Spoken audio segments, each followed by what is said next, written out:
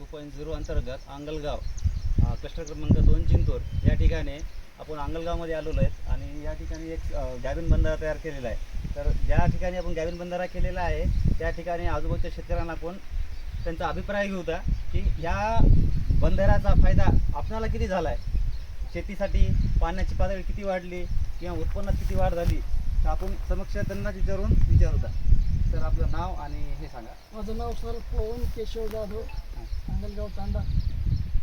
हे कामं झाल्याच्या नंतर भरपूर शेतकऱ्याला बोरचे इरीचे एवढे फायदे झालेत की ते काय पाहण्यासारखेच नाही. म्हणजे पहिले आम्हाला गव्हात पण मोजकी पीक घेत होतो आम्ही, आता असे 100 फूट कुठेही बोर मारला किंवा 150 फूट मारला तर 3ची मोटर, कोणाची 5ची चालते. इर जर 50 ते 60 फूट झाली तेव्हा पण भरपूर पाण्याचा प्रभाव वाढलेला आहे. हे बंधारे झाल्यामुळे, काही शिशेटी झाल्यामुळे, हे तळे झाल्यामुळे उन्हाळ्यामध्ये जर पाणी जर राहिलं तर तुम्ही काय काय पिकं घेतली? उन्हाळ्यामध्ये हे पाणी राहिलं तर शेंगाचं पण पीक घेऊ शकतो आम्ही. मी पण घेतो, माझी याच्या खालून पण येते, त्याच्यावर पण 2 मोटर चालतात. अच्छा. मी शेंगाचं पण पीक घेतलं त्याच्यावर. गव्हाचं उत्पन्न किती वाढलं? गव्हाचं तर दुप्पटीने वाढलं.